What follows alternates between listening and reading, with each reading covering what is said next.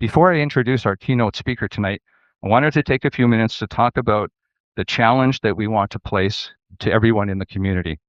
Now, when I was putting this together, I asked the executive of EcoBoosters, I said, you know what, I'd like to put on a really fancy presentation tonight. Maybe have a low flow toilet here with lasers coming out of it or something like that. And they said, Tom, you know, that sounds a little expensive. I don't think we can afford that on our budget. So what they gave me to use tonight was this. So instead of a laser toilet with flashing and stuff like that, I got a bucket, but I'll tell you what, I've been able to work this into my presentation, and I'll come back to this bucket in a couple of minutes. We always try to keep our costs down low for our events. Okay, next slide. The water capacity issue in the region of Waterloo has raised awareness of how important water conservation is, but many people do not know how much water they use. If somebody was to come up to you and say, what was your average consumption in cubic meters in your household per person last month or last year? Most people would not be able to answer that question. The average household use of water in the Waterloo region per person per month is 4.5 cubic meters or 148 liters per day. This is equal to 10 of these buckets daily, approximately, right? So that'll help you to visualize. So most of us use the equivalent of 10 of these a day in terms of our water compensation. Another way to look at that would be that if we have a low flow toilet in our house, if you flush that toilet 31 times in a day, that's your typical water usage in Waterloo region. Next slide. Now, our challenge is very simple. 4.5 is average. 5.5 is above average, of course. 3.5 is below average. By the way, 5.5, if you have a water conservation, if your water use is 5.5 cubic meters or more per person, you can go to the region and ask for an audit to be done in your home. They will come out to your home, they'll do an audit, and then they'll give you suggestions of ways that you can reduce your water use. So 5.5 or above, and you can get that that done. You have to be on the water system provided by the region. You can't be on your own well. And then, of course, anything below 4.5 would be great. Next slide, please. So in the region of Waterloo, there are different bills for water. This is an example, or this is the bill, what it looks like for Wilmot Township. So if you're not in Wilmot Township, yours might look a little different. What I like about the Wilmot bill, right on here, it tells you that the average is 4.5. It also gives you a 14-month period, a historical graph showing how much water you've used. Now, many of you may have never seen this. You don't bother looking at your water bill. But some of you may know this look at this quite regularly. So there are a total of 14 months that are showing on here. And so it's easy to calculate your monthly average. Next slide, please. So how do I know how much water I'm using? For example, what you would do in this case, I know you can't see this, but if you took each of those 7 numbers that represent 14 months, each of those bars represent a certain amount, 8, 7, 9, whatever it is. You total them up, and that's your total consumption for 14 months. Then you would divide it by the number of people in your home. For, let's say there's 2 adults in the home, for example. And then you would divide it by the 14 months to get your monthly average. So it's pretty easy to do it. If you have a bill that doesn't look like this, it may be more complicated. You may only get a 1 month at a time instead of like this historical 14-month period. But take a look at your bill, and it should be fairly easy for you to calculate what your consumption is. Next slide, please. Okay, so what if you are above 4.5? Then what we are sending out to you in a few days is a resource document. This is what it looks like. And in this resource document, there are all kinds of ideas on how you can reduce your water consumption at home. And a lot of the ideas and things you've probably heard before. I know a lot of them I haven't heard for many, many years. I heard them 20, 30 years ago. We were talking a lot about water conservation, and we don't talk about it nearly as much these days. So this will go out to everybody, and we hope it's helpful. We hope you'll take the challenge, and if you're above 4.5, try to get it below. Next slide, please. Now, this is an example of something that's in that document. I've just pulled one thing out of the document just to kind of give you an idea the kinds of things that are here. So this particular section of the document talks about bathrooms, because bathrooms account for more than half of our indoor water use. And so just very quickly, and I know you've probably heard most of these things before, should I have a shower or should I have a bath? The answer, oops, we'll go back to that other one if you can. So the answer is that a shower uses less water in general. I have seen my grandkids take a shower that took much more water than a bath, but in general, showers are better. Low flow shower heads. Do you have a low flow shower head? If not, then take a look at that as a possibility. I talked to the grandkids about this one too. Get yourself wet when you're in the shower, then soap up, wash your hair, then turn the water back on again. And they don't really like that idea because they don't want to be standing there cold while they're washing their hair. I tell them that the other advantage to this is that it helps you burn a few extra calories while you're shivering, getting the soap off and getting your hair washed.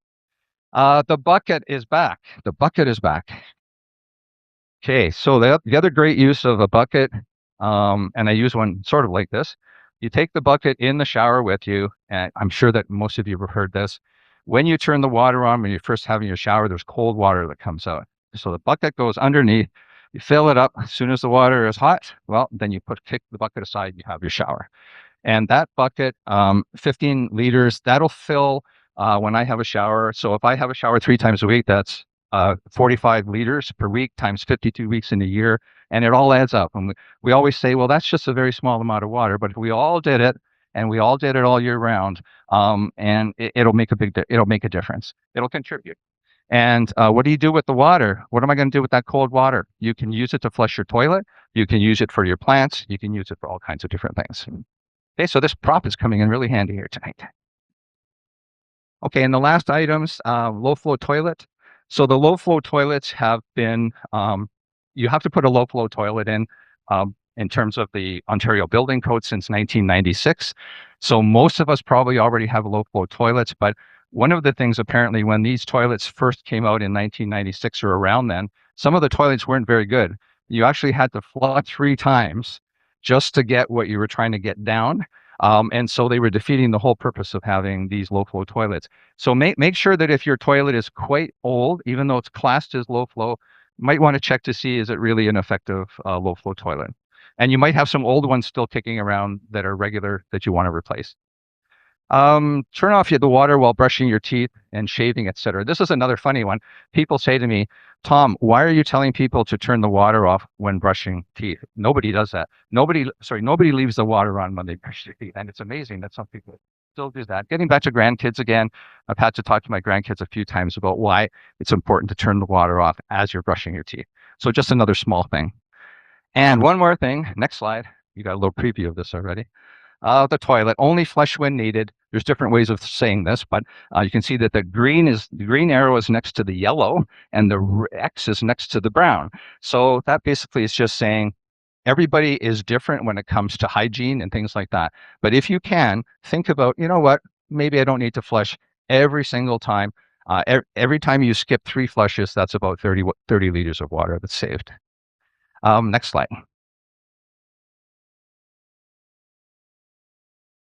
Okay, so there are many more ideas for water conservation ideas in our resources document that you're going to receive.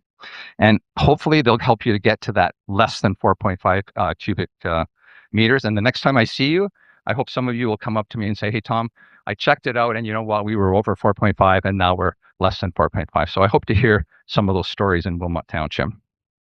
I'm really happy to introduce our keynote speaker for tonight, Dr. Hugh Simpson. Dr. Simpson is a principal investigator and a senior research scientist with the Morwick G360 Groundwater Research Institute at the University of Guelph. He is a professional geoscientist and has more than 30 years of experience working in provincial and regional municipal government, focusing on the management and the protection of groundwater resources. Hugh's current research and practice extend his interest in collaborative approaches to involve local communities in groundwater management and protection. We're thrilled to have Dr. Simpson with us tonight. And don't worry, if you don't know what the Morwick G360 Groundwater Research Institute is, neither did I. But I know that Hugh will tell us a little bit about what that is during his presentation tonight. So without further ado, please welcome Dr. Hugh Simpson.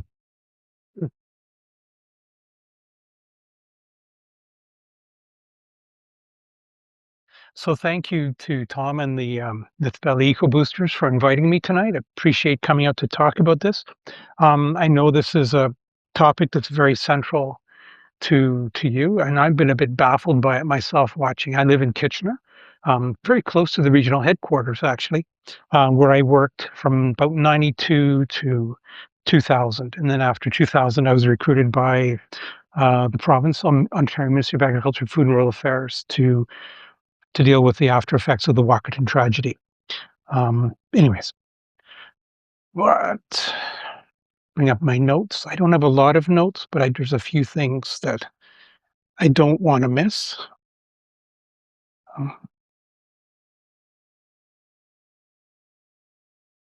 So, so, so our water challenges and solutions, I position them more almost as opportunities that we have at this time.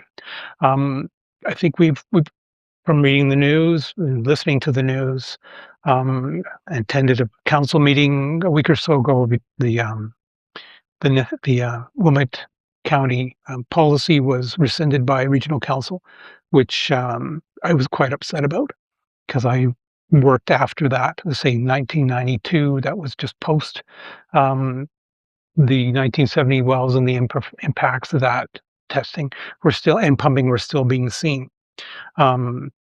So anyways, I have a strong contact with this professionally, and I don't want to get too into that, but yeah. Anyways, by way of a brief presentation agenda, I'd like to introduce, and Tom mentioned, the Morwick G360 Groundwater Research Institute, which may not be familiar to you, at the University of Guelph. Then talk a little bit about the region and the moraine, the Waterloo moraine, how it was constructed, and why that's important for understanding the complexity of the groundwater flow that we have here. And then the problems that we're experiencing now, talk about them a little bit and how we got here. And then finally, what we can do, what opportunities do we have at this time to go ahead in the future with a more secure water supply. So the Morwick G360 Groundwater Research Institute is centered at the School of Engineering at the University of Guelph. It's led by Beth Parker, top left there.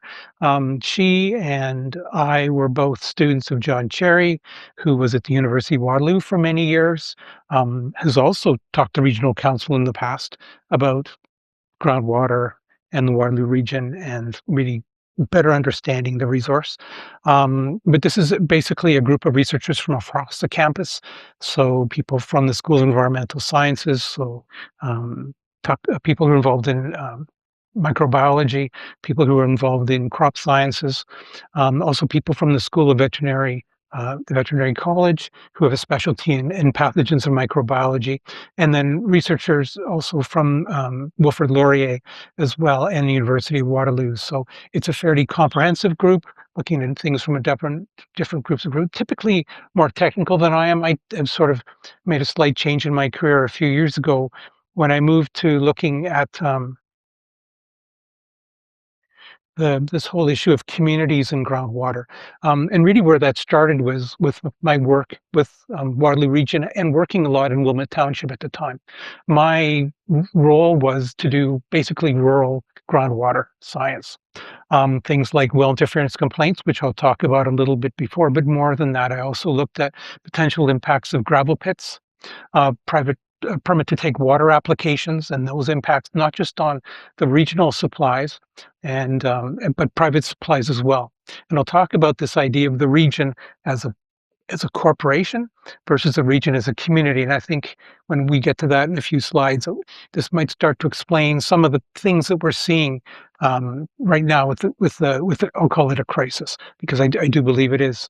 I also did watershed studies, and then something that's become very popular recently, but it wasn't known at this time, was source water protection and how do we protect our water resource from a quantity and quality point of view from for the future use. But I worked a lot with the farm community and rural private well owners, both locally and then provincially when I moved on to Omafra. Now Waterloo region. So we're looking at just shy of 700,000 at the end of 2024, a very diverse urban and rural economy, a very rich economy. I know my experiences when I've left Waterloo region, when I was with the province and traveled to other parts of Ontario and Canada, I was always surprised by how um, financially, Waterloo region seemed to survive the difficult times, the various recessions and world events much more than other parts of Ontario and other parts of Canada.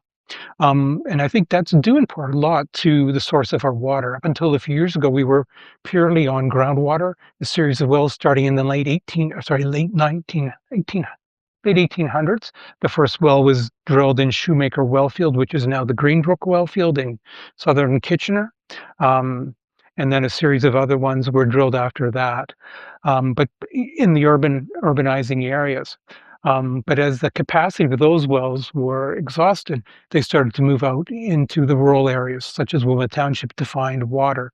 Um, Now, in the late, more recently, though, we've added on surface water in the Mannheim treatment plant, where water was meant to be treated from the river, the Grand River, and pumped up to the Mannheim plant, treated, and then infiltrated passively through gravel beds. Unfortunately, that didn't work at first because it was discovered there was a layer of pretty low permeability material below the surface that prevented that. So they then moved to a drilled system that has stopped working. I think I don't know the specific reasons, but I guess it's something to do with taking river water, which is usually fairly high in oxygen, and pumping it into a typically low oxygen environment, which causes chemical reactions and biological growth, which tends to plug those wells. So that's municipal supply, and then we have the private supply, which is groundwater, almost exclusively through private wells. And then we have wastewater treatment, river discharge, from treatment plants across the province, and we have quite a number of those. And then privately, it's primarily through on-site systems like septic systems. So this is just talking about the formation of the Waterloo Moraine. The Waterloo Moraine, you may have seen cross sections of it. It's like a layer cake that was created over tens of thousands of years with various sequences of glacial action, and then the reworking of that by fluvial or river waters and melt waters associated with those glaciers.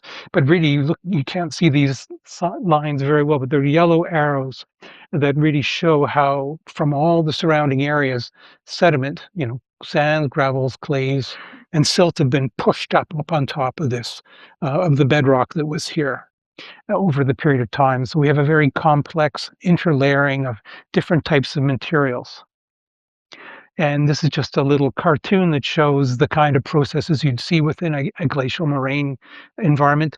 And the photographs off to the right are from a report that Andy Batch did a few years ago. He's with the Ontario Geological Survey, and you can see the kind of variation you get. At the top left, you have sands and gravels that are varying sizes.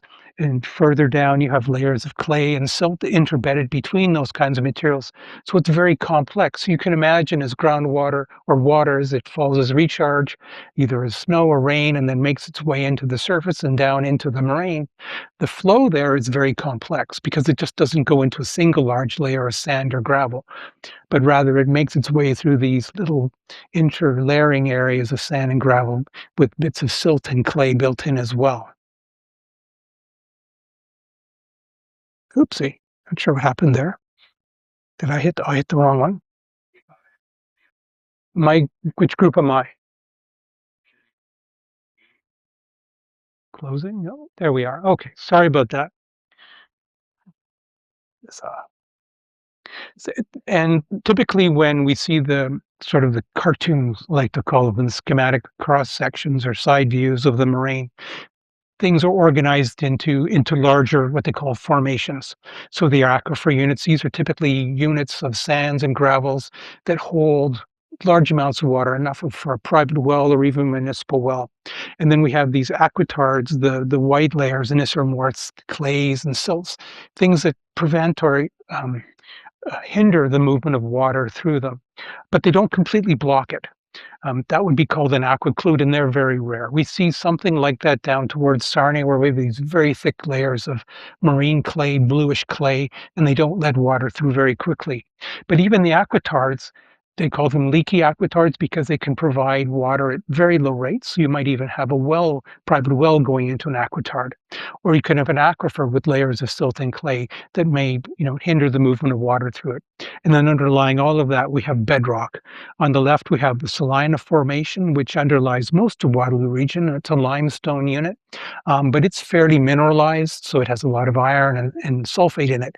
So you might get that rotten egg smell, or you might get iron staining if you've got a well like that and need to treat it. Whereas to the east towards Guelph, we have the Guelph Formation, which doesn't have that as much mineral, say iron and sulfur, so it doesn't require the same level of treatment. In the Cambridge wells, the Middleton Wellfield in downtown Cambridge, where the bedrock is exposed, that is Guelph Formation. So we have these two types, predominant systems in Waterloo region. We have the moraine to the west, where we are, and then down towards Cambridge in the downtown area and down to North Dumfries, we have this exposed bedrock. And that's all part of the formation runs right up to the Bruce Peninsula, the Niagara Escarpment. Just to give you an idea of the amount of wells that were used here, to do this mapping, about just under 17,000 data points. So there's a series of regional water monitoring wells, geology databases, private well records, and there was some geophysical work done by the Ontario Geological Survey as well to give this information. But the system, this makes it look much more simple than it is. It's much more complex than this. And that'll be important later on. So then we get problems, ones that have been acknowledged. And I'm going to say there's some other ones as well that haven't been acknowledged. And that's really also affected by what I'm going to call external influences and internal influences. And I'm going to look at those two as well, and talk about them briefly. So water quantity, I'm going to first start with the area where we have our crisis right now, which is the Mannheim Service Area, which is the area in the middle there. And that supplies not just the Kitchener Waterloo, but also Elmira, St. Jacobs. They're part of that system. Baden and Hamburg, I believe, are not part of that system, but Shingletown, the Mannheim wells, and then a series of other urban wells service the system. The problem is you can see the little red circle there, is we have a demand of about 1,300 liters per second to support that. The trouble is we've had problems meeting that amount, and for a variety of reasons, some of which are not clear because we don't get a lot of information in the press. We hear what we're wanted to hear, but not necessarily everything that's going on in the background. The region put a moratorium on development because of the crisis and the inability to supply water to future development.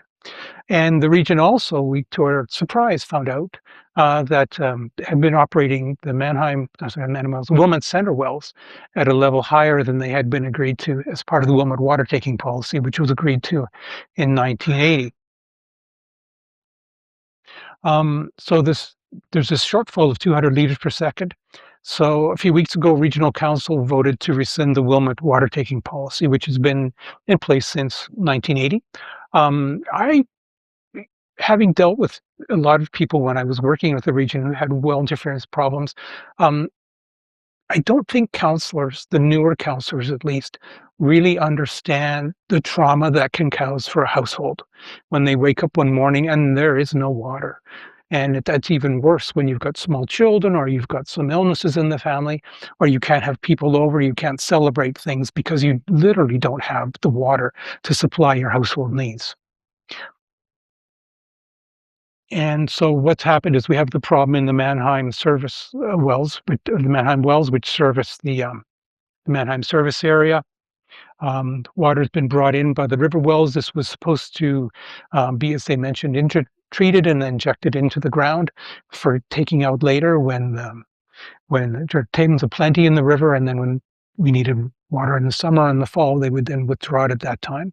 It's a common practice, managed aquifer recharge. Um, we've also learned that Wilmot Centre has been running at a higher rate than we'd understood would be appropriate under the policy, which has since been rescinded. And the region is now looking at the river wells up across the river from Breslau. I did a project with the river wells 30 years ago or plus, and these are really not your standard well in terms of a shaft that extends vertically into the ground. Rather, they're long horizontal collection pipes that are just off of the river in the river sediments. The problem with those is that they're very susceptible to contamination from either pathogens that might be or microorganisms that are in the river, or if there's been a spill uphill. There's not a lot of filtration between those, and if the river level drops, they can also become problematic in terms of the amount of water they can draw. Now, an external influence that I see is to me, the big one, and I have a joint degree in hydrogeology and urban planning from the Region of Waterloo, from the University of Waterloo, sorry. So taking this away really removes our ability as a community to plan out our land use. And that is really important for a community, any community, but particularly Waterloo region where we are very much under pressure to develop, because if we don't know and have a good plan for where we're going to develop, that causes a problem for us in terms of doing our water and wastewater planning, because the two or three are very tied together. Because if you know where you're going to build, you can then build capacity in terms of pipes to supply the water and make sure that you have the water to go through those pipes to that development, but also have the pipes in place to remove it and treat it. And we're stressed here on two levels. Obviously, we have a water quantity problem, but we also have a problem in terms of the amount of wastewater we can treat and discharge to the rivers, because they're very much at assimilation capacity. So that provides us with two problems. We don't have the quantity readily available, and we have limitations on what we can then treat and discharge to the rivers. Then we've got the issue of the foreign government. I'm not supposed to get political ally. The provincial government, sorry, is talking about privatizing our water services.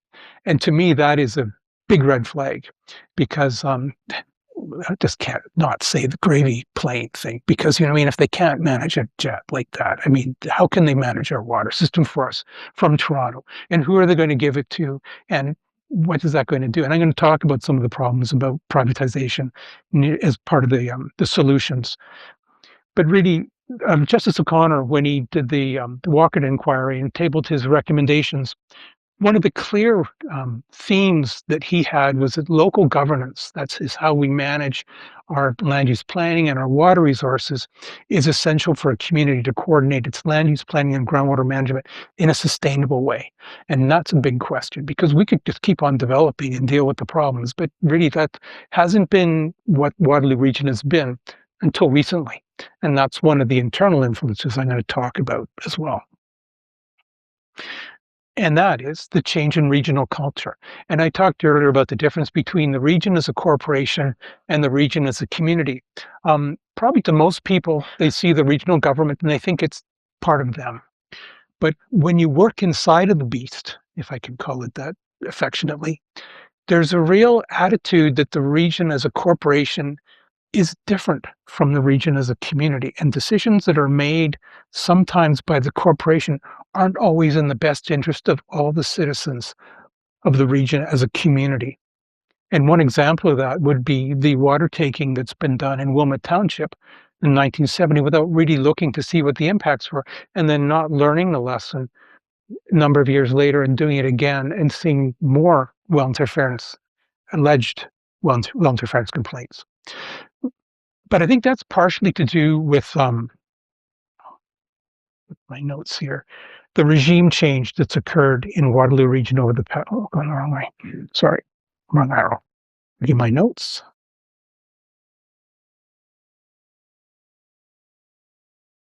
Is the regime change that's happened over the last 8 years. 2018, we saw a new council elected.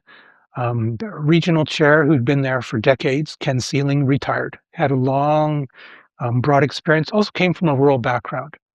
So we had that. We also had two chief administrative officers who had been with him during that time, the second which was retired shortly after that, probably in the mid 1920s. The 2020s. There was Mike Murray, who actually hired me. Bright man, obviously. But we see before 22, in terms of the region's themes versus those afterwards, we see before thriving economy, environment and climate action, responsive and engaging public service, sustainable transportation, health, safe and inclusive communities. After 2022, so this is 4 years into the new regime, so we have a new regional chair, mostly new councillors, and new senior management. So homes for all, equitable services and opportunities, climate aligned growth, resilient and future ready organization. That last one, to me, do we care? I mean, that to me is not important. It's the community, not the corporation, that I'm concerned about. If the corporation is tuned with the community, then that will take care of itself in my mind. But we saw some things over these last 4 to 8 years that I found a bit disturbing. And now, no, this is not a water issue, but to me, it's like a canary, in a coal mine, if you will. When you start seeing our most vulnerable people being treated without really consideration, that to me is bothersome, because this could have been avoided. And I've never actually heard who approved this and who acted on this, because to me, this is not something I would have associated with what I'm going to call the old region. And then we had a sniper at a St. Patrick's Day party. Why would we have a sniper at a public event? It's not legal in a sense. It hasn't got reserves. But this, to me, these are two things that I find very troubling. And I'd be happy to talk about that later. But these are signs of something that's moving away from a community focus to a corporation focus. And then finally, I live about 3 blocks from the regional building, so I was able to walk to work when I worked there. You might remember the farmer protests in the past, with the tractors are up by the building and were people there. And to me, I was really proud that this was a community where you could do this. Well, over the last few months, they've torn out all the gardens and they've built bollards. I'm sorry, you can't see them very well, but there are these posts that have been put. They've basically fortified the regional headquarters. And to me, that's not about community engagement. That's about community exclusion. So there's been a change in the region of Waterloo, which I find unsettling. And that's part of that corporate model. Some other things have happened. There's been an increased focus on communications. And I have colleagues who have either working at the region, and I won't name names, or have retired recently. And they told me that there's been a change in the internal community. And one of the things has been the hiring of communication staff. And you think if you're hiring communication staff, those would be people who would have expertise in how to improve people's access to government and information. My experience from working in the provincial government and from the training I've received there is that communications is about messaging and about how not to answer questions and how to control the dialogue. And we've seen a significant number of communication staff. Even there was a talk about hiring, I believe it was either 7 or 9 staff to deal with the Mannheim water area problem. And one of those was a contract communications person. And I'm not sure how a communications person is going to help us resolve our water supply problems. If anything, they're going to hinder the sharing of information. There's also been a greater reliance of regional council and the autonomy of staff, because when the water crisis came to the forefront a few months ago, regional council seemed truly baffled. And I've been hearing comments that regional councillors, particularly the rural councillors, are getting increasingly frustrated with regional staff because they're acting without direction. And they're there at the direction of the regional council, and the regional council works for us. So the direction of control seems to be shifting from internally away from external control. We need to have this oversight of the community, and we're a bit losing of that. And I just was in my notes, I didn't put it up here because it's a bit busy, but the vision of the region is this is what they aspire to is a compassionate community that cares for all people, stewards the land for future generations where everyone has the opportunity to live a good life. Does that sound like where we are now? So not political. Um, and and then the other internal interest is the local water governance. And these are just some headlines we have recently is for some people, the water crisis has been here for a while. um, Waterloo Council, and this is this breakdown as well between the region when the loss. Actually, back up a little bit. With the loss of the regional plan, all the planning is now being done at the local municipal level. In my experience, and I used to work with the planning staff at the region, with the local planning staff, is they did not have the capacity, technically or just in numbers, to deal with the kind of complex questions associated with water and wastewater. So I was often brought in by regional planning staff, mostly as it's a human shield, I think, sometimes as well, because some of these meetings got quite raucous, but also to explain the technical underpinnings of why development wasn't really a good idea everywhere, that it should be focused into development areas so that we could reduce costs of servicing, roads, all those things that we have to pay for when we have development. And then also recently we've had Wilmot councillors voicing concerns over the region of Waterloo taking water from township wells at higher rates than they'd been told about. And I think this was truly a surprise from what I could hear at the meeting. And I could see frustration as well because they weren't getting clear answers. And that's a problem. So to talk about the Mannheim wells, um, it's an emerging water quality impact. We've talked about the quantity one, but there's also potential quality. When I was talking to a person who has a well on the west side of the Mannheim Wells, who's operated a well which just sits above the bedrock. So you've got the overburden layer here, you can see. That's not the best diagram, but you remember the early one we had with the aquifer and then the aquitards, and then but down below we have the Salina Formation and the Guelph Formation. This one over here is mineralized. This one's not, but starting to smell sulfur in their deep overburden well. And to me, that's a real problem because I remember one subdivision I looked at many years ago was Foxborough Green, and it was a bedrocked well because there really wasn't an adequate supply. This is I believe in Wellesby Township or possibly in northern Wilmot. I'm trying to figure my geography now. But I was always concerned that the quality of that water would change because as you pump a deep well in bedrock, you might start off with water that it has low minerals, but you can sometimes have what's called upconing.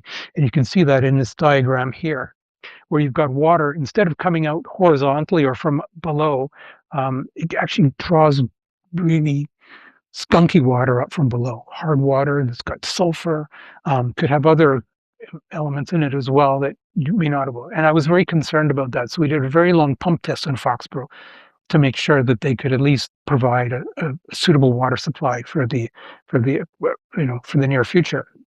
But down in this area, which is under stress from a water quantity point of view, um, if you've got sulfur in a deeper, high capacity, overburdened private well, that suggests to me, and that hasn't been the case before, that where's that sulfur coming from? And the logical place for that sulfur to come from is the Salina Formation, the bedrock underneath it, which typically has, as this report by Blackport a number of years ago, has elevated concentrations of sulfate and iron.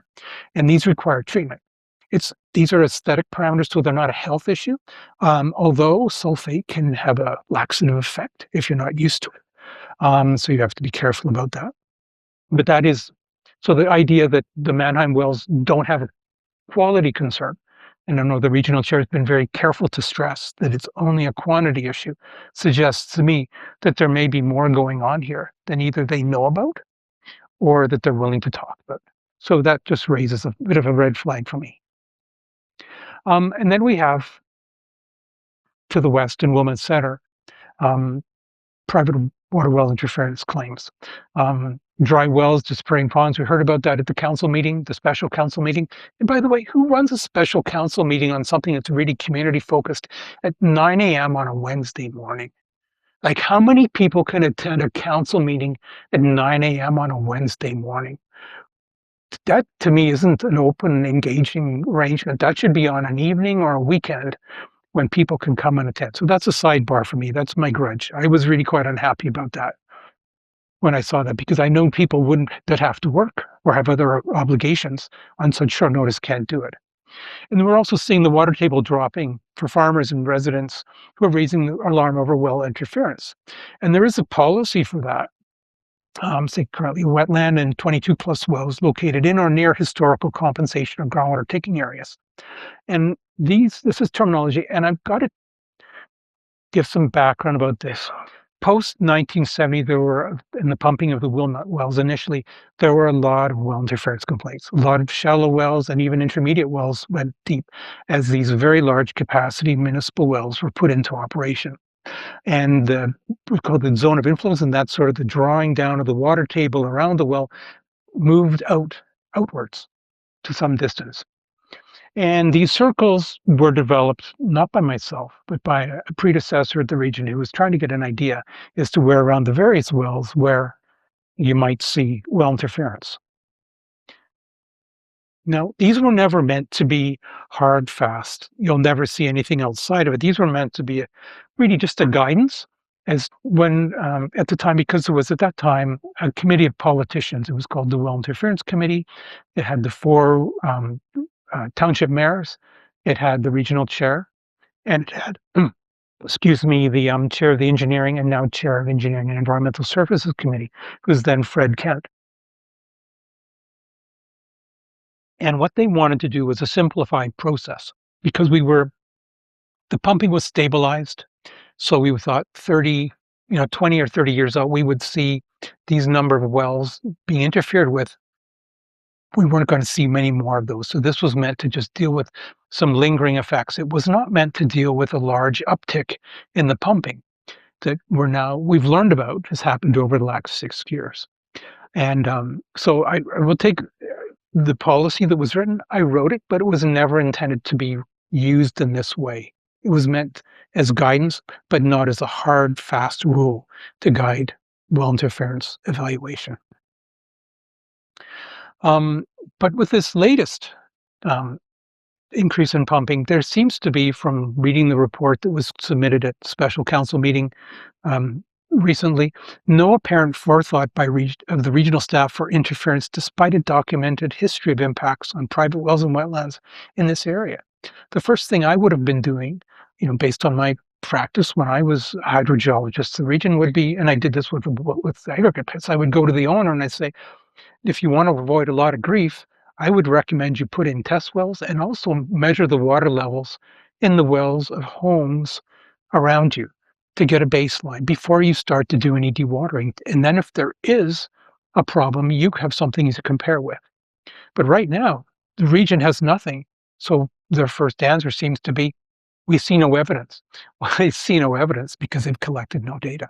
So it's a self-fulfilling prophecy in a sense, which I think is inappropriate. And then we look at the pumping. Well drill's been looked at by a reputed consultant. I know them. They do very good work. But this did not include private wells or the wetland. They've done some interpolation or taken the results they've got from regional wells in that area, as well as some aggregate abstraction wells, and concluded, as I understand it, with some of the well interference complaints, that there's no connection.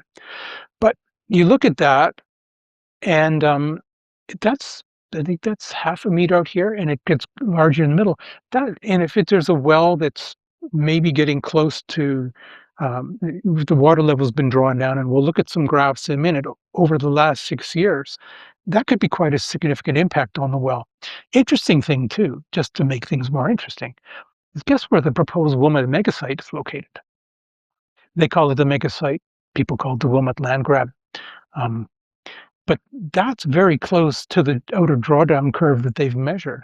So that suggests that in the aquifers underneath this area, that we're seeing a drop of the water table very close to the outside boundaries of this proposed industrial property. My concern with that be, from a contamination point of view, is this thing is not going to exist independently of the world around it. They're going to have to bring chemicals in. They're going to have to take chemical wastes out. And if there's a spill going in, there could be a problem on top of one of the most productive and critical well fields for Waterloo region, right there. And that is a worry for me. Also, this land, if it is an industrial site, will likely be paved. And if you take that much land space out of replenishing the groundwater table, it's going to force the wells, not just there'll be private wells that'll be impacted by this as well, because that will reduce recharge in that area. They'll also have stormwater they'll have to deal with, which may or may not be contaminated depending on what happens. And what do they do with that? Particularly if it contains some of these really nasty chemicals we get around some of these high-tech industries, these forever chemicals. And they're called forever chemicals because they just don't go away. But if we look at it was an interesting thing because this is from the report that was presented at council. It was done by a consultant looking at the data, monitoring data in the region's monitoring wells over the past 6 years. They didn't do any trend lines. The trend lines are ones that I put in, the red dotted lines. But if you look at those in the deep aquifer as well as a shallow aquifer, you can see a steady decline in the water table over those 6 years. So the whole idea that there's no impact on the aquifer in this area, to me, is ridiculous. And this is the area where these wells were monitored, right in the middle of which we have the wetland. Now, even as I mentioned, with the previous diagram, those aquitars, they can still allow water to pass through them. So if there's a deep well down here that's pumping at a great rate, it can draw water down from below. It can also draw water down from above, as well as draw water from above. So we have a lot of questions, no answers, but I think this warrants looking at the well interference complaints in this area with with a new eye. And say this monitoring between 2017 and 2025 shows an overall decline in water levels in that area. And the downward trend, to me, that's what it looks like. I don't think you could argue with that, but maybe they would. Now to talk just the idea behind well interference complaints. This is from a document I produced with some colleagues starting about 2005. We're expanding it now to add this one on here to look at the impact on surface water. But this would be a well before pumping, where you've got your deep municipal well or maybe an industrial well, goes down to some depth, and you've got your groundwater flow on the ground surface and moves down into the subsurface and moves across to a receiving body, a lower point like a stream or a river or a lake. And you have a private well who's located between the deep well and the stream. Now, under moderate pumping, the water table, you'll have this drawdown cone. It's like a funnel almost as the water draws down. Typically, these wells are screened near the bottom, and there's a big pump. And we'll have some modest impact on the shallow well, and it really won't. This divide here is to show that there's still a divide and that the stream hasn't been impacted.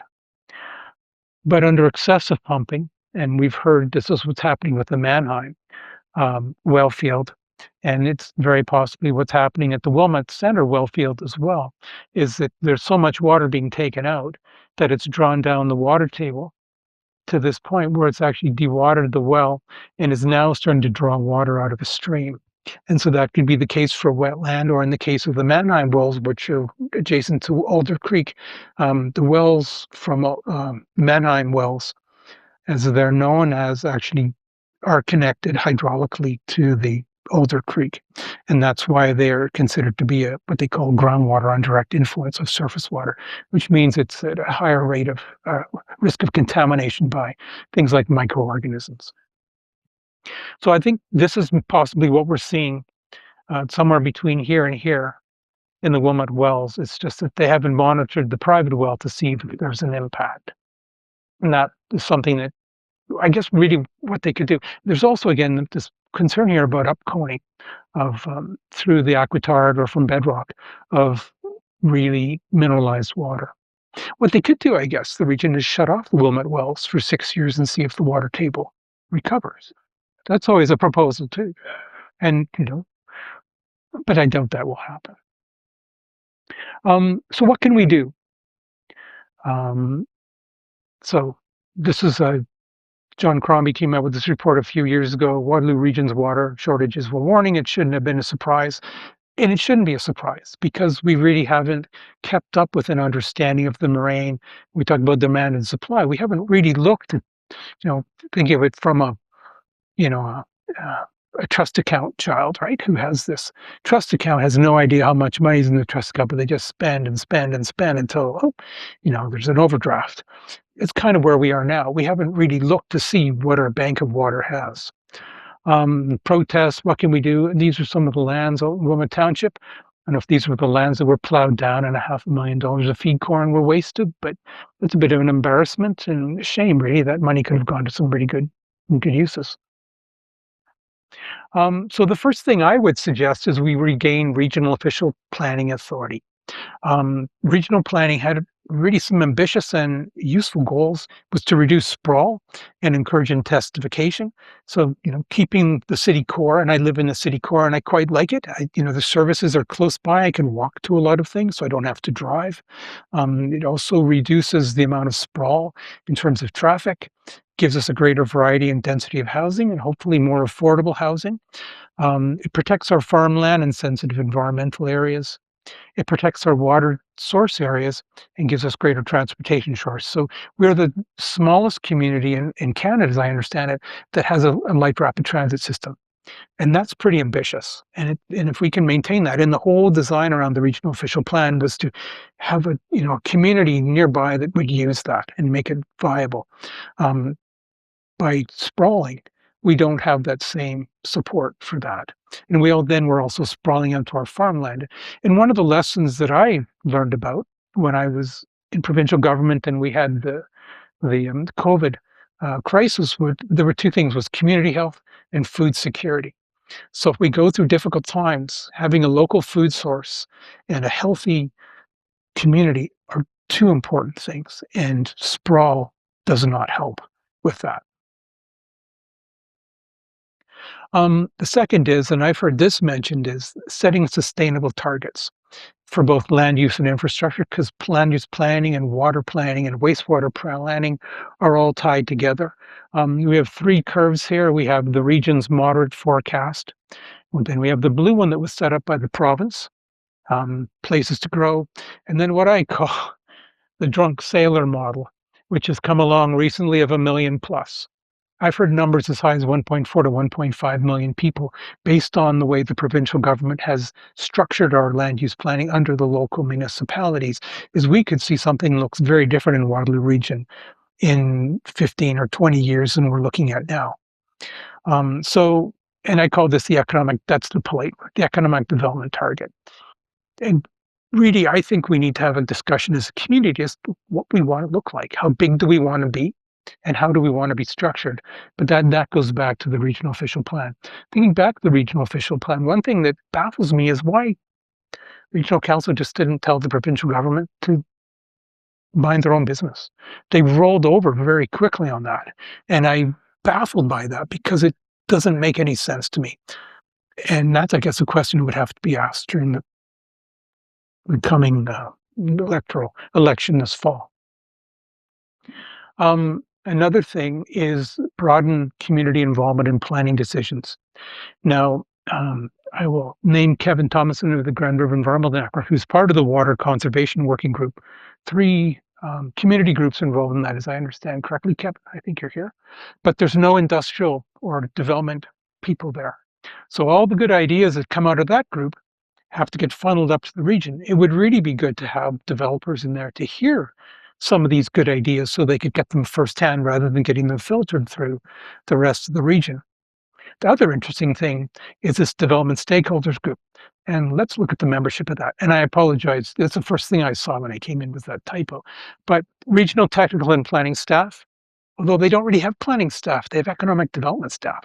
We don't do planning anymore at the region. So that to me is incorrect. That's from their webpage. Representatives from Build Urban. So this is a group of people who are promoting building. Surprise. Representatives from Waterloo Region Home Builders. Representatives of the industrial, commercial, and institutional industry, and area municipal planning staff. All people who have an interest in the pro-development argument.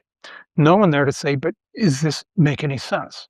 So they've segmented this up very nicely so that you separate the conservation from the development when really they should be better linked. And I guess the ideal is that somewhere in the senior management field, you're going to see this kind of communication happening. Um, Something that I didn't mention, and I think I should, is in the engineering department, which I was part of as in water services, the senior management, so the commissioner and director level, don't have to have technically based degrees anymore. At one time, they had to be an engineer to be an engineering commissioner, or water services, or traffic uh, services director.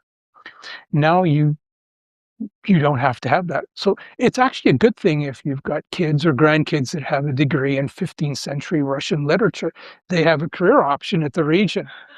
But if you, from a planning and engineering point of view, it kind of limits their ability to look at proposals and assess them from a technical point of view. And to me, that's a real weakness. And they've corrected that a little bit because the most recent hire, the acting commissioner of engineering, is actually an engineer. And he worked on the light rapid transit system, and apparently he's our savior on water, but we'll have to see how that works. But some of the others have no technical background at all. And that's one of the regions that I could see a lot of people left the region in their career development, because if you weren't an engineer, there was no future for you in the engineering department beyond the sort of the base technical level, which is where I was.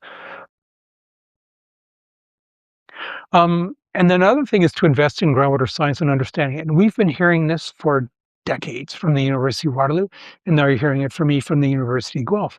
We need to invest. We need to better understand this resource we have. This graphic off to the left is a colleague at the University of Guelph did, and they looked at climate change impacts on the Great Lakes and the Lake Erie Basin. And what they were seeing long term was water tables are going to drop because there's going to be less recharge. And so the deeper your wells are, the more the less vulnerable they are to climate change impacts, droughts, as well as flooding. There's also going to be impacts on surface water, on discharge to streams. Urban development is going to be impacted by this, of course, and then the recharge is going to decrease. But this is an important thing. We need to get an understanding of our resource so we can plan for these stresses that are going to increase. They're not going to diminish over time as we see the effects of reduced precipitation and recharge in the region. And so we need to do a lot more drilling. And I was listening to Mike Farwell earlier today in an interview we did with David Rudolph at the University of Waterloo. David was he was a colleague of mine when I was a grad student at the University of Waterloo when I first arrived here, and he went on to become 30-plus year professor. He's an engineer, a very capable man, and this is something he's saying is we really don't understand, and they're desperately now looking for water when the crisis has hit, rather than having done this over the decades when we had the luxury of time and the chance to do some thinking and talk as a community as to what we wanted to do and really find out what we've got below the surface. And you can see from these cores, they're quite complex. These are mostly bedrock, but there's a lot of variation in those cores. And you get up here to the sands and gravels, and there's quite a bit of variation there as well. The pipeline. The pipeline has been haunting us as a dream, a pipe dream, for, I think, I've seen reference to it going back even before the Wilmot wells went in, back into maybe the 40s, 50s, 60s. They were talking about putting in a pipeline from Oxford County. I don't think Oxford County would have been too thrilled about the idea, and maybe that's why it didn't materialize. And then there was thought of going to Lake Huron. But the trouble is with that is you don't control your quality, and the quality of the Great Lakes is getting worse. We're getting these, one very visual problem are these hazardous algae balloons, which produces something called a mycotoxin, a neurotoxin, which is pretty nasty. And they're working on ways to remove that from the water. But there's also quantity issues with the Great Lakes. We're starting to see with the impacts of climate change, massive shifts and swings in the water level in the Great Lakes. And so that's problematic. And then there's the cost. And I've heard from a reliable source, they looked at not just the cost of putting a pipeline for water from Lake Erie, but the cost of shipping back the wastewater because of our streams being at or near assimilative capacity. If we bring in a whole bunch of water, we can't treat it and release it here with the system we have now. We have to then take another pipeline and ship it back down to Lake Erie. And so each one would be in excess of $10 billion. And we know, and I have to confess, looking at the region's work, they never do things under budget. We know that, right? So you can multiply those by some factor. There's also the timelines, 20, 30 years to go through the approvals. We'd have to negotiate with other jurisdictions. We'd have to get permits. We have to go to the IJC on this or not, International Joint Committee on the Great Lakes. And then there's the politics around this as well. The thing that concerns me a lot too is we lose control of our water source, because if we go to a Great Lakes pipeline, we're dependent on people who are upstream of that intake. So we've got the U.S. Industrial complex, Detroit, and other parts of Michigan. And under the current government, we don't know what they're going to do to emissions and treatment requirements for their industry, because things down there seem to be changing quite drastically from day to day. And then there's the whole idea of, once we remove that hurdle to unfettered development, what does that mean for our community and what impacts will it have on us? Do we want to have 2-3 million people living here just because we can? Is that where we want to live? So I think there's costs, social as well as financial, and quality of life they want to think about as well. Another one that came up, and I talked to David Rudolph about this, and I actually raised this topic with the Commission of Engineering 30 plus years ago as a wet behind the ears hydrogeologist. I said, well, in other parts of the world, they're taking water and they're putting it into the ground. Some places where they're really stressed, they're treating wastewater to drinking water standards and putting it into the ground, infiltrating it, and then taking it out of wells some distance away. So not only are you treating it to drinking water standards, you're polishing it. That's a term used in water treatment. You're polishing it by using natural processes before you then use that water. And effectively, that's what we're doing now with the Mannheim plant. We're taking water from the Grand River. We're treating it to drinking water standards, but instead of piping it into the ground, it's going directly into the integrated system. So parts of Waterloo region are getting treated river water. It's not been filtered or polished through the Mannheim system. It's just being used as a distribution plant. So effectively what you're getting there is other people's sewage, which we're then treating, diluted in the river, and then put into our water system. So my thought is, and this is from the United States, Arundel County, where they're doing that now. So they take their wastewater, and maybe you separate your home wastewater, your domestic wastewater, from your industrial wastewater, and they treat it, and then they pump it into the ground. I understand they're doing this in parts of California where they're in desperate need of water, and they can either pump it in or they can put it through basically their ponds, which then slowly get filtered out as they go through the sediment down to your aquifer. And the thing that I like about this idea is that you're closing the loop in terms of your sustainability. So instead of having to bring water from somewhere else, you have the water using in your region and you're just reusing it. And I understand they do that on cruise ships now. All the water you get on a cruise ship gets recycled and treated and then reused for drinking water in a cruise ship. So you can think of it as being like a love boat in the sort of a scenario, if that appeals to you. And I want to thank Kevin for this graphic that I poached from one of his slides that he used in a presentation recently. So it's an idea. We're doing it. We're just not acknowledging it. The question is, could we formalize this? Could we close this loop and live sustainably and decide what kind of community we want?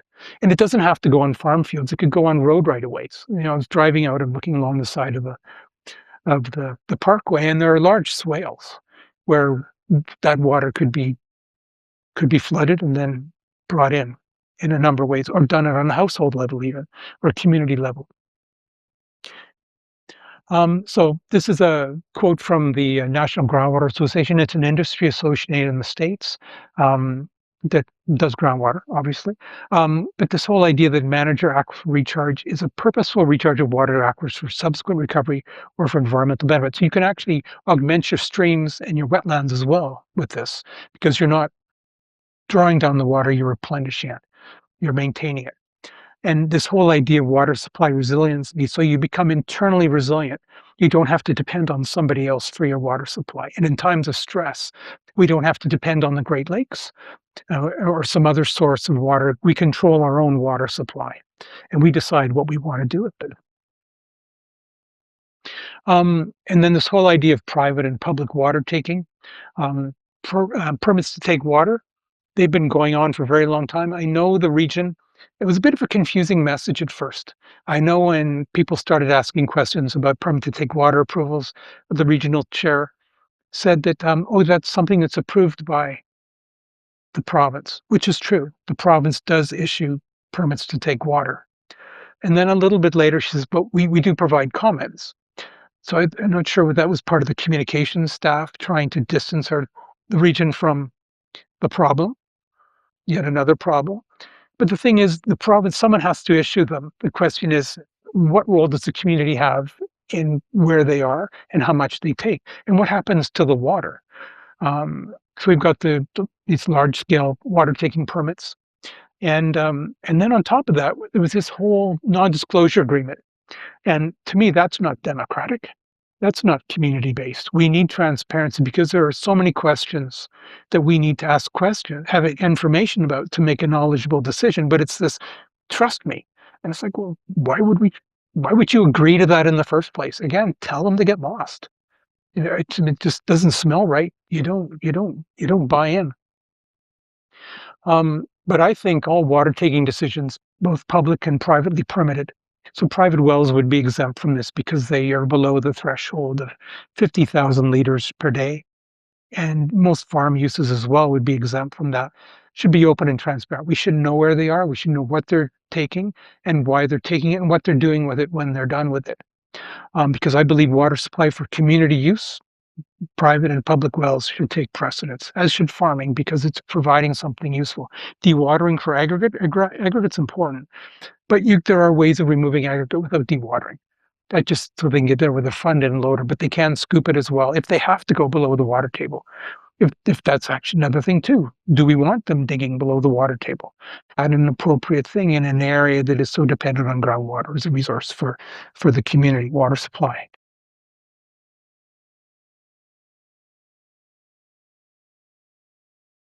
Take heart, I'm getting to the end here. And then finally, this whole idea of a blue belt designation for the Waterloo Moraine. I think this is a great idea. I think it would secure our water future.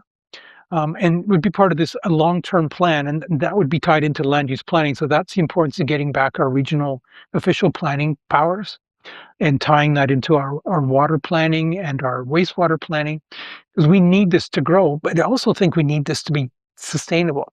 And I think as a package, these whole ideas, this whole blue belt idea of being sustainable, being self-contained, and being responsible is a really good way of moving forward to ensure that we have the water we need, but we don't take more than we need. And that harkens back to Tom's comments. We shouldn't be taking more than we need. And I just want to talk. I have a soft spot for farming because I think I've worked with farmers for 30 plus years. And I'm really always impressed by how much they care about what they do. And this whole idea of this mega site I find offensive. And protecting agricultural land is food security. And as I mentioned, food security was one of the messages that came out of the COVID crisis, is that we need to have a local food supply, because some of the places we're getting food from now are becoming more marginal in terms of their ability to provide water. They're having to make hard decisions about which lands they're actually going to farm, because some of them are so marginal, but because they've been able to, because of unlimited water supply, combined with nutrients, to farming land, say in the California Central Valley, that they realize they can't farm anymore because they're just not productive enough. But an interesting thing that I saw, it was one of the farm publications, this whole idea is tech. is important, but the farm sector has huge potential, not just for jobs, but also for security. And there were some stats that I pulled off the OFA site that I found interesting. That farming employs 11% of Ontario's workforce. That's actually huge and contributes more than 51 billions a year to the economy. We hear a lot about automobile, the industry, but I've heard quietly that farming actually rivals automobile production in terms of its value to the community, and it's sustainable. It's something that you can do year after year, and with the right practices, you can do this forever. And with the new focus on soil health, I think we can do this for perpetuity, which is makes sense to me. And then locally, farming directly employs a large number of people, indirectly as well, and contributes a huge amount of money to the local economy and the provincial economy as well. Those are significant numbers, huge numbers, in fact, and it can only grow. And I know also from personal experience through my work that farmers help protect drinking water. They help improve surface water quality through things like the Rural Water Quality Program, and they expand environmental habitat through things like the Ontario Environmental Farm Plan. So they are, to me, central and critical to our local economy and our way of life. And I like being able to have a balance between urban and rural so close together. I want to talk about privatization and about keeping the importance of keeping our local water supply public. Um, just some reports and the lessons. Just a sort of a general thing is groundwater in Waterloo region is a resource to benefit all, not just some, but all. Everyone should have access to water. I believe it's a right, it's a necessity. But across Canada, nationally, privatization, a number of case studies, and this is a report that's available, has led to higher costs for water, unequal access, because if you can't afford to pay your bill, they cut you off. This is a lesson also internationally from places like the United Kingdom. There's declining quality and loss of oversight. Declining quality because it's profit motivated. It's not looking at the system holistically, and then the loss of oversight because it's a private company. You lose the ability of our elected officials and the community at large to see what's going on and to direct it. And then globally, and this I should go back. That anyways, that is a mural from Bolivia. They had a 10-year war there to get Nestle out of their country because it was horrid what went on. But globally, privatization has led consistently to reduce local control, again, and public rights, because people lose access to water because they can't afford it, they get shut off. And so it becomes an elitist kind of thing, which seems to me to be inconsistent with the vision statement of Waterloo Region. Um, Now, the first draft of this was quite a bit longer. And so I did a test run with my men's church group, and I think I came close to killing a few people, death by PowerPoint. So I culled out a lot of the technical background, but if you're interested in that, there's a fact sheet series I wrote back in 2003, following the Walkerton tragedy. Um, there was great interest in testing of wells and information about private water wells. So AMAFRA, with Ministry of Health, put together a revised version of the Water Wells Best Management Practice book, which had a lot of good information. Around 2006 and thereon, I realized there was some information that I learned about through my work that wasn't in there. So I produced a series of 7 additional fact sheets, so 10 pages, 15 pages long, to provide other information on things like basic understandings of groundwater. What's an aquifer? What's an aquitard? How does groundwater flow? How do you protect groundwater? How do you manage your groundwater supply? Highly vulnerable systems, things like that. How to treat your water, how to test your water, that weren't in the original book.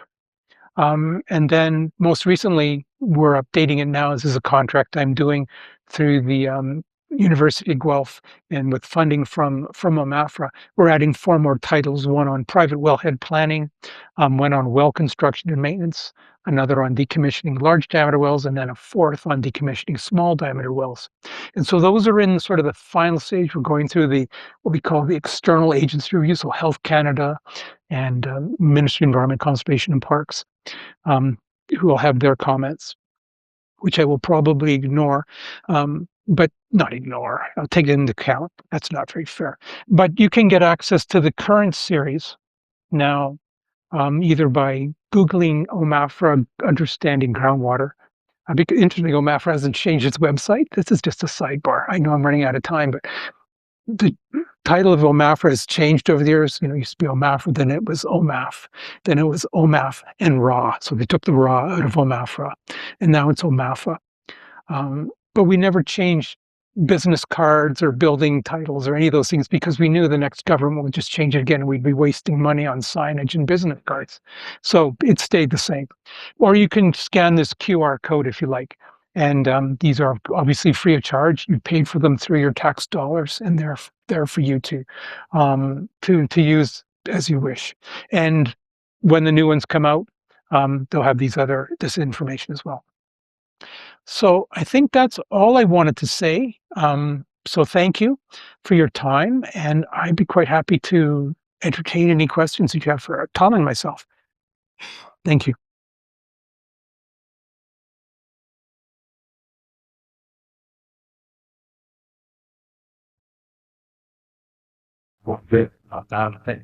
Thank you very much, Hugh, for that great presentation.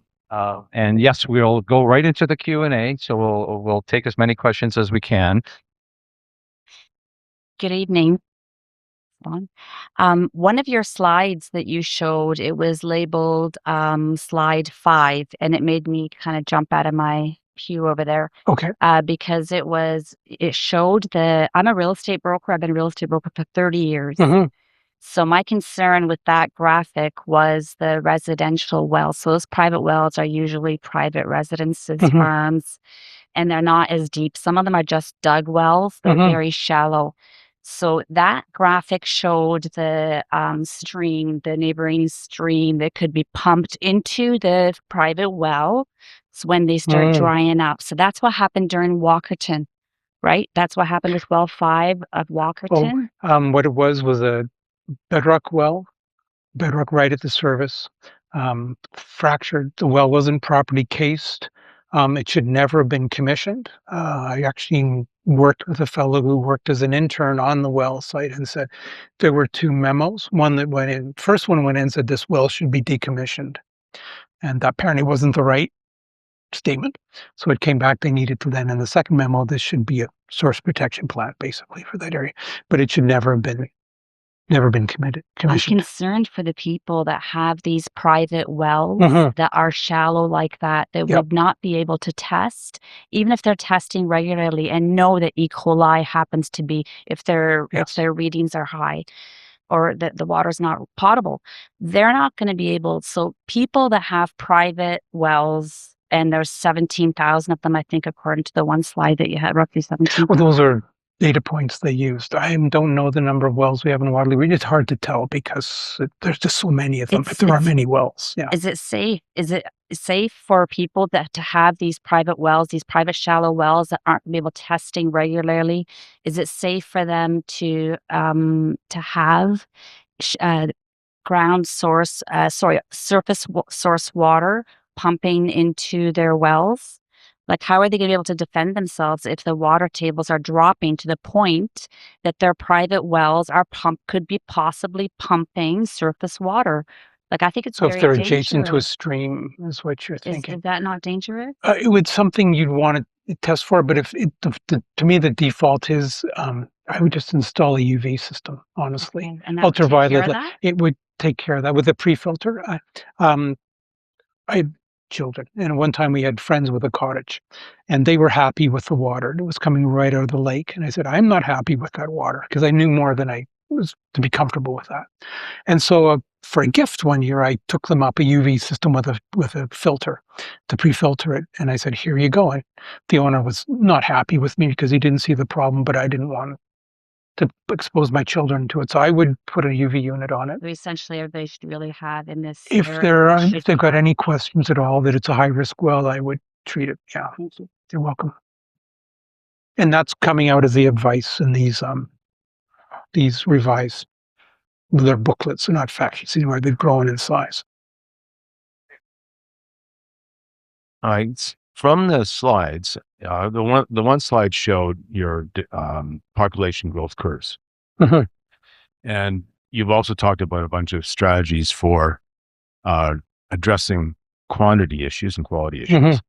Have there been studies, or do you know how much water do we have in terms of population growth? Is there enough water with the various strategies that you've outlined or other strategies to actually meet the middle line that you had in your The place. I don't know, honestly. And I'm not sure the region does either, because they seem to be scrambling right now. They believe if they can bring water up from the Cambridge service area, I didn't talk about that, but Cambridge is on the wells down there. The system was, they called it integrated back in 25 years ago, when Middleton Wellfield, which is the primary supply for Cambridge, had a contamination problem. The trouble with the urban wells is there's a lot of historical legacy land use. And because we didn't know at the time that dumping coal tar or residual chemicals on the ground was a bad idea, every so often they get a hit of some kind of dissolved contaminant. Greenbrook had a problem in about 2004. They had to take the wells offline. They didn't know what it was. They just saw something in there that they had to explore. So they took the wells offline to be cautious. But I don't think we know if we've got enough water. I think they're looking for, that's why they're desperately looking for more wells. And I was hearing some drilling, friend in the audience was telling me about Nair Heath, living a bit to the northeast of here, where they put in 4 test wells. I think they're scrambling to find this water. It could have been done in a more timely manner, but I'm not sure we do have a knowledge of whether we have enough or not. But right now we seem to be following a very aggressive development strategy, which to me is a bit of a worry, without knowing. And there was a motion which I by the mayor of Kitchener a few months ago that, well, we could just approve the development with the assumption that in a year or two, when they actually need the water, that it would be ready for them. And to me, that's like saying I'm going to buy some geese, and I'm going to increase my family because the geese are going to lay more eggs and I can feed them. And it's very speculative for me, and a bit worrisome that you would not be cautious, because what if those units can't be provided with water? We then, as taxpayers, have to reimburse the developer for the loss of not being able to sell those units. So I'm not. It's not clear to me. And reading what's available makes me curious as well, because there's talk about bringing the Elmira fields back online, and they were closed down in the late 80s because of contamination from the Interoil site up there, where they were producing pesticides and defoliants for Vietnam. Yeah. We're going to take one question from online, and then we'll come back to the audience here again. Could you address the concept of using cisterns as a conservation measure? I think they're a great idea, but I would treat them before using them, depending on where the water comes from. If they're used as like a storage tank from your well, but even then, I would be worried. I've heard of people having cisterns hooked to the roof runoff, and the trouble with that is things land on your roof, like birds. Birds carry parasites. You might remember there was a huge fish kill in Victoria Lake in Kitchener a number of years ago, and all these fish died. And they went back and they discovered there were some industrial properties around Schneider Creek, which feeds into Victoria Lake, and birds had landed on the roof. Some had died, and some maggots ate the bodies, which had microorganisms in them. And then they had a big rainfall, and all those microorganisms were flushed into Schneider Creek, which made its way into Victoria Lake, and those were eaten by the fish, which then died of botulism because they were poisoned. And I've heard of people who have connected and used cisterns without treatment, and they can get some really nasty parasites. So I would say yes, maybe for gray water use without treatment, but if you're going to use it for drinking water, I would do as with a shallow well. I would treat it as I would surface water because it's not secure. That'd be my advice. Yes. Hello, my name is Stephanie Gertz, and I have a question for you. I actually have two. I live in Petersburg, and the region has decided to take over, or because our private wells for some of the subdivisions, the person no longer wants to run it, the region will be taking it over, which now causes me concerns and thinking that perhaps if they do that, they're planning to redo the streets to make sure the water is being pumped to the houses properly. It makes me wonder if they would actually plan for future of it being redirected towards the region.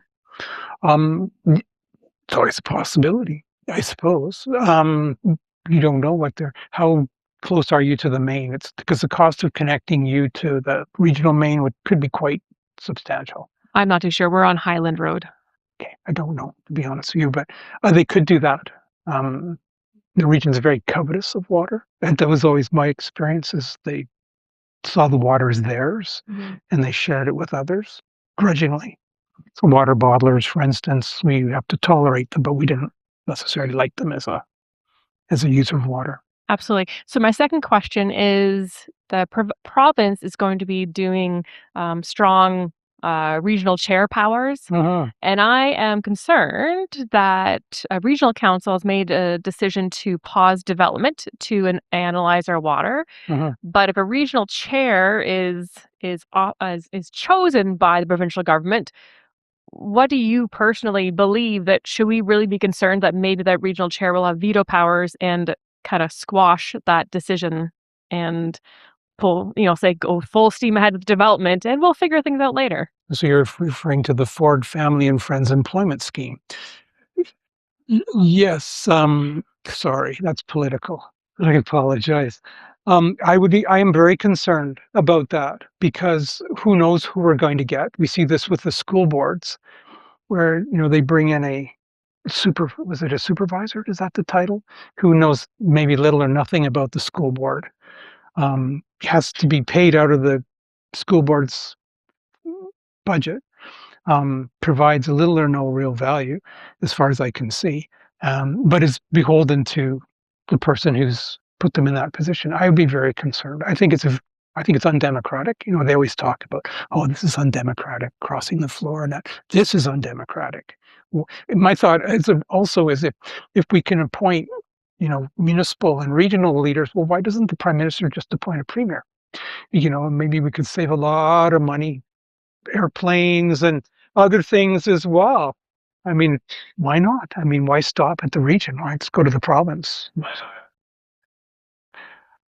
Yeah, well, we do, but yeah, fought wars over that. But yes, yeah. We have one more question from online, and just a reminder to the people online, you can submit questions if you have some. Just hit the Q&A button. So I don't know if you'll be able to answer this. What is the water work going on at Gingrich Road and Sandhill Road in Baden? I don't know, but there might be someone in the audience who does. That might be either regional or township work, but I don't know. Okay, we have a local source. Last summer, the Waterloo region issued a tender to drill 4 test wells and monitor these 4 test wells. It was issued for $1.2 million. And this is just one of the, so they closed the well in Baden, but since the pipes are already going there, it was used as the well, they are re-drilling and they are going much deeper. And the same thing is happening in Elmira with an old closed well. I walked up to the well drillers and asked them. And they're doing that in Elmira, and they're going down to bedrock and finding a lot of water, and apparently not bad water.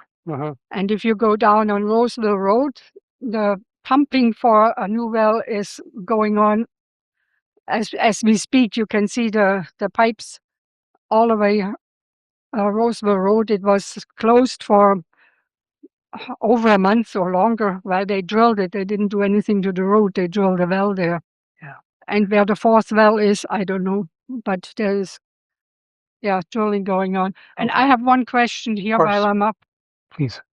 So, or two questions. So in Mannheim, there is no more water going into the ground. It's used directly. The treatment plant? That's Yes. what I was told by someone who's working for the region, but Okay. isn't. So that's why they had to stop pumping or reduce pumping in Valheim. And second question, are you or anybody is aware, did other regional wells get overpumped like we did with the K50 wells in Wilmot? Or is just Wilmot singled out to be overpumped? At the moment, I think the Mannheim wells are overpumped. I think the Wilmot ones, they believe there's water enough there to pump them at the rate they're at, not including the well interference to private wells. I know in the past, the Parkway wells in Kitchener, with effect in Schneider Creek, they actually changed the direction of flow from being a gaining stream. So it means the water was flowing into the stream to actually flowing into the groundwater because it was pumped at such a high rate. Okay. Yeah. It's interesting. Can we look at the slides to maybe advance a couple? Because that comment about the high capacity deep wells. Yes. You see that kind of that U-shaped space that's cut into the bedrock? There's talk of a bedrock valley, and that was cut by an old prehistoric river. And so maybe the regions actually fall. That was identified 10, 15 years ago by I think by the Ontario Geological Survey as a potential source of water. So maybe that's where they're drilling down and trying to explore. But they thought that might be a really high capacity area and very well protected. But again, it's in contact with the salina formation bedrock. But that could be what they're exploring, trying to find this really productive layer, old riverbed of gravels and sands. I was wondering if you could talk a little bit about how large the impact of impermeable surfaces is on groundwater recharge. Huge, because it interferes with the natural infiltration, but then it also collects that stormwater that has to be dealt with in some way. And oftentimes, if there's cars or some other use, they can pick up contamination, like automobile tire. I've heard about this with tire, the residual from the asphalt can actually, not the asphalt, from the rubber can have detrimental effects on stream life. Because the microplastics there can be quite toxic, the compounds that are in the rubber. Do they on the percentage of impermeable surfaces and the impact on groundwater recharge? I don't know of them, but they would have done that sort of work with the source water work as part of their water budgeting, because they looked at the impact of development on different types of land use on the water supply and the recharge to groundwater. So that I'd have to go and look for that, but that would be through the region and then through the Grand River Conservation Authority. While it exists. Thank you. Yeah.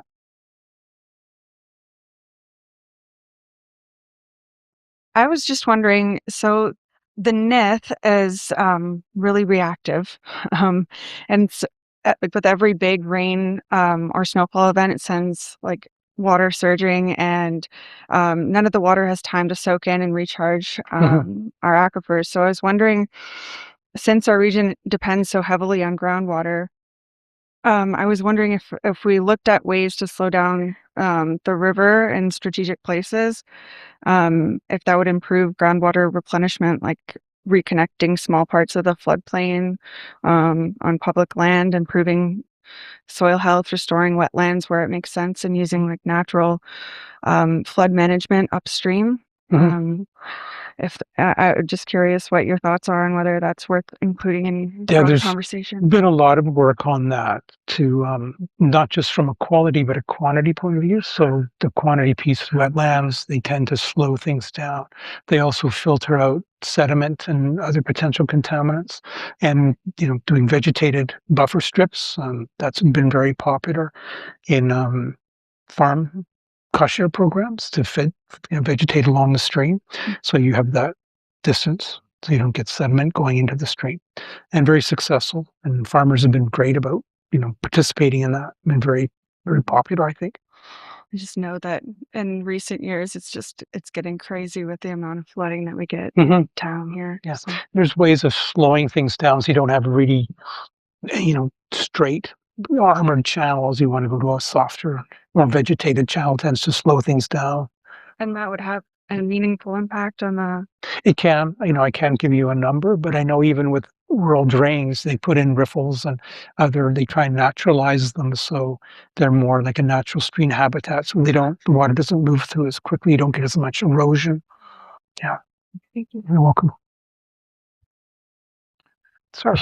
Hugh, how are you? Very well, thank you. You did not address the issue of chloride I did in the not. water, and I wonder if you could do that, perhaps with respect to the situation at the well at the corner of Regina and William Street in downtown Waterloo, where the chloride content in the water exceeds provincial standards. Hmm. Well, there are parking lots, I've been told, in Waterloo region it's basically brine underneath the park because they use so much salt. You probably could float in it if you were to lie down in a puddle of it. I don't know the specific well you're referring to, but this is a common thing we saw when I was working as a co-op, as a contract student for the Region of Waterloo. We were seeing as the urban envelope moved out into the rural areas, we saw increasing amounts of chloride in the wells. And colleague of mine did his master's thesis on that. And it's been something they've been trying to combat through their salt reduction programs. But the worry is on many people's part is the liability associated with a slippery surface. But yes, it is a very serious problem. And it's one that can be very long lasting because chloride is stable in the groundwater, whereas other substances like nitrates, which we typically associate with over application of nutrients, that will flush itself out. There's ways it will cleanse itself. It'll either flow away or it'll be modified by microbial action into nitrogen gas and then off gas into the atmosphere. But yeah, chloride is a huge issue.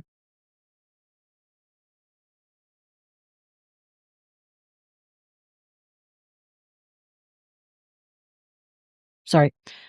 Thank you for this great presentation tonight.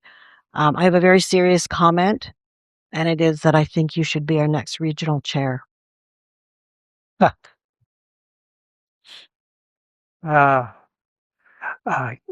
thank you very much. I have We need you. I report to higher power of my wife, and I think that would be vetoed right off. I think there are some very good people. No, not that work. No, I think we just need people who care about the community in a broader sense. I don't think I shouldn't. That sounds harsh, but I think we've at the regional council level, they've kind of lost sight of why they exist a little bit, and it's not to promote one or another areas, but to look at the community and its health. And I think we've had that history, and we just need to rediscover it again. And I think there are people out there who could do that job very well. It's a huge time commitment being a counselor or a regional counselor. I wouldn't want to do it. I've seen, MPPs and how they work, even senior managers in both regional and provincial government. And that's why I chose not to be successful, shall we say, in government and move through the ranks, because I want to spend time with my family. Yeah. We got a question from online and then over to John. Council members have personal liability for water quality. With changes to strong powers and other changes, is there a change to who is liable? Just for how they're liable in the sense that they're responsible for making good decisions, but I don't know how the liability comes in there. Did they clarify what that means? Because I'm curious. maybe to close to that microphone. Oh, not this way. It's just, yeah, it's that your magnetic personality. Yeah. Make a comment with when somebody talked about with the recharge. The GRCA had a report that came out last April 2025. And I don't know, I'm sure Kevin and those people probably have seen it, but that was addressed. I don't know if there was actual quantities. I was just looking quickly through it. And basically, as development increases, you have your demands go up, but also your recharge goes down.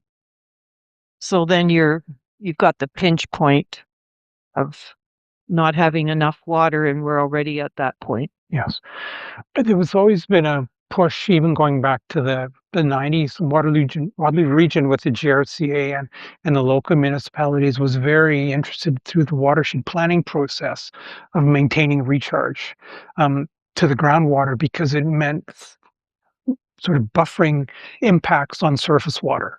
Because the GRCA has always been, their primary focus used to be on flooding and fisheries. And my concern when I was working with them was on grounder. So we found a common interest in infiltrating to the groundwater to protect surface water. And it also reduced temperature as well. So when it went into fish habitat, it was at a good cool temperature for them. But the whole idea of these low impact design and then, household soak-away pits and road swales, we often sometimes found challenges when dealing with, particularly with the roadway swales, is people didn't want sort of that rural cross section. They wanted hard curb and gutter, which doesn't contribute to at-site recharge. But I also believe the provincial government has made doing things like low impact development more difficult. I've heard green roofs are no longer allowed. And to me, that is an ideal way of slowing the movement of water to the ground and then to the surface of the ground and then into the subsurface as well. So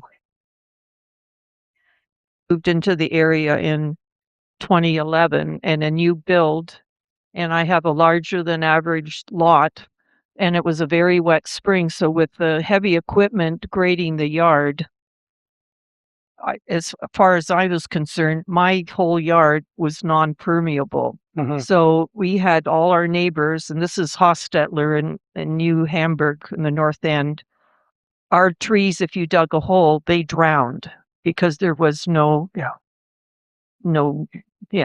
didn't water. drain. There was no drainage whatsoever because of the compaction. Yeah. No, I had this personal view. We have the opposite problem where I live. We have downspouts and they end in the ground and it just disappears. And of course, the city of Kitchener has a levy on stormwater to recoup some of their costs. And I said, well, you need to have an engineered facility designed by an engineer and constructed. I said, well, I have nature's facility. I don't need an engineer. I have, and so they came over and they did give me that discount. But it was, there's some places where you have no problem with that, and other places where you do get standing water. Yeah, it's very problematic.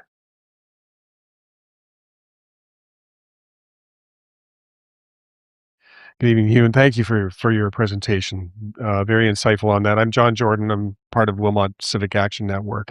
So we're very with a couple of these guys here doing stuff as well. Couple questions. It would seem from the outset that there was always we were being told that there was an equipment problem, infrastructure was aging and so forth, which it obviously can be. Yeah.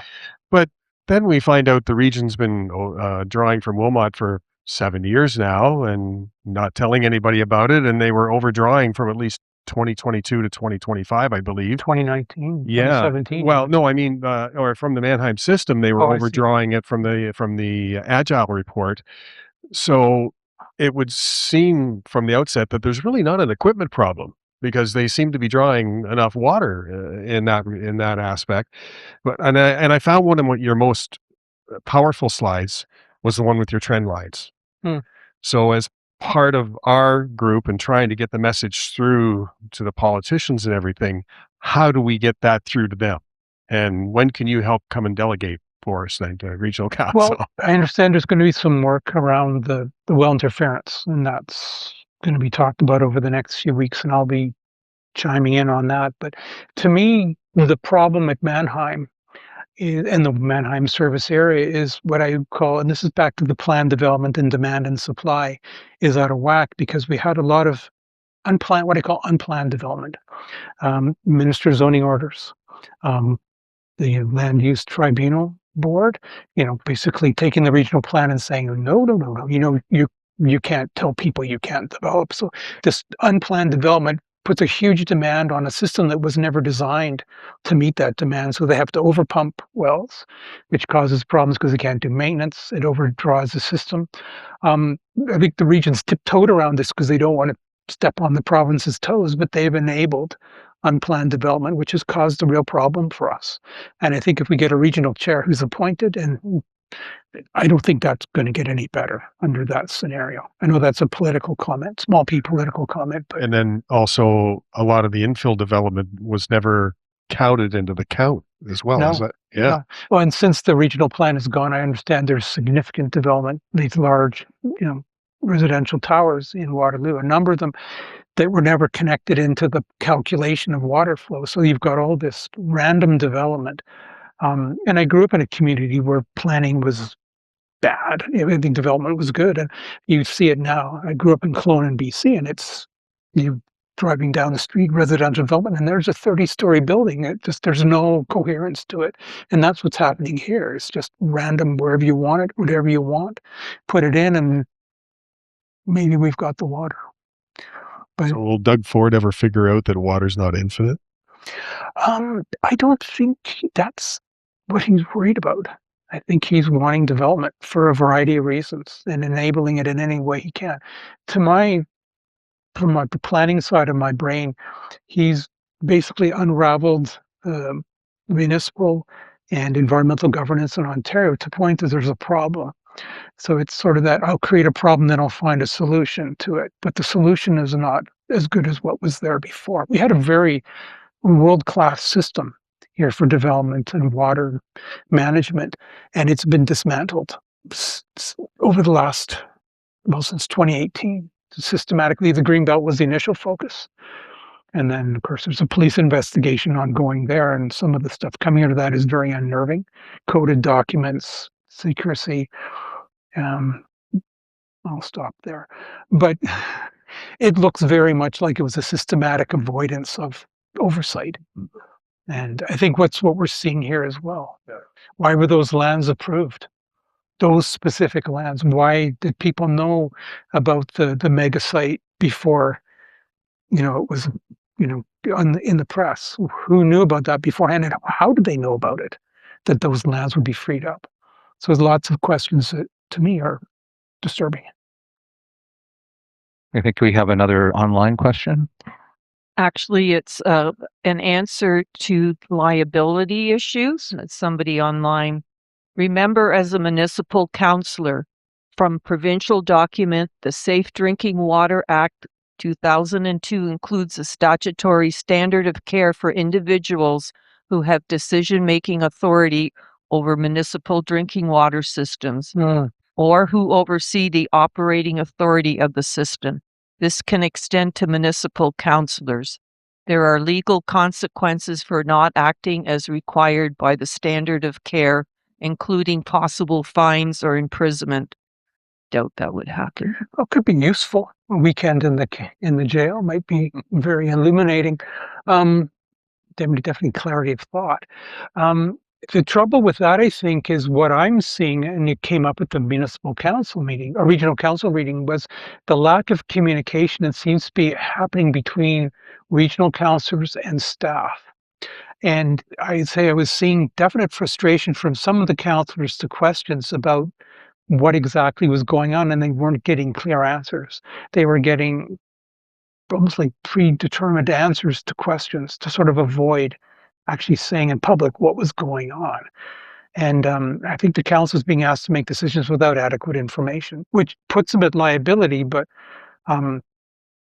that's how do you prove it, and who do you then assign that liability to those people? Because everything has become very cloudy. All right, we're pushing up against our time here. Do we maybe can squeeze in one last question?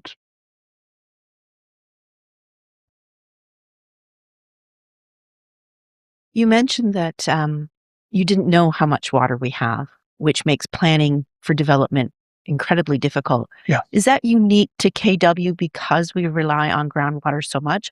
Or are we not that unique? Is this a province-wide problem? How do we plan going forward if we don't know what our resources are? Well, I think we can catch up. I think it's a problem now because of, say, the unplanned development. I think they had enough up until about 8 years ago to plan for that amount, and they had schedules, and they had a good handle on the resource. But I think in the last 8 years, there's been all of these fracturing of the system, and things have been approved that were never planned for, and the capacity, both in terms of the volume and the system to move it to those houses that are being built and other structures, just isn't there. And the system was never designed to take water. Apparently, there's an excess of water. That's the word they use. I'm not sure if you can ever have excess water, but from Cambridge to the Mannheim Service Area, because you'd have to pump it uphill. And the problem was at Cambridge at the time, and Wilmot was never seen as, and Mannheim was never seen as being a problem. But I think this imbalance, this unplanned development, has put things out of balance, and the demand and the supply aren't equaling. I think we can fix that, and they're catching up. And now that you need a good crisis almost to get your attention. And I think there's maybe been requests in the past for knowledge about the groundwater system, but there hasn't been any interest because there have been other competing demands for tax dollars. Although you think it should be done within the municipal water rates, but there's maybe some skullduggery with the water rates too. I know when I worked at the region, the water services was the only department that paid rent to the region for inhabiting the regional building. Planning didn't pay, health didn't pay, just water, because they were revenue and they could take it out of the municipal water rates, wastewater rates. So that was something a financial person told me. Probably shouldn't, because I'm a gossip and I say these things outside of the walls. But I thought that was baffling, that they were paying rent for the privilege of being in the regional administration building. Yeah. All right. So first off, I'd like to thank Hugh for a great presentation. We really appreciate you being here tonight, and it's wonderful.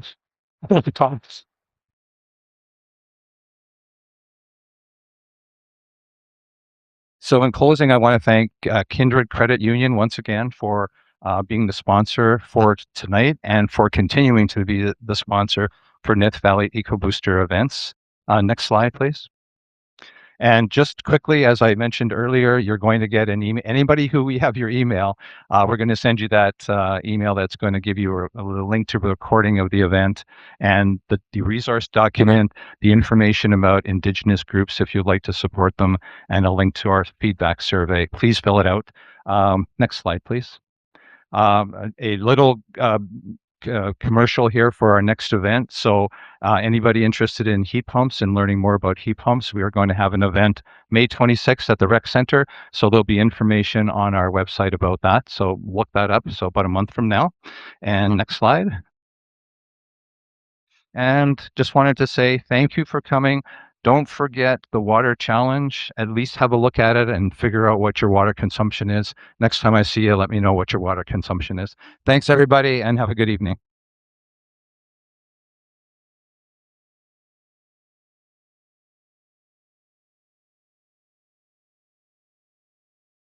Free audio post-production by alphonic.com.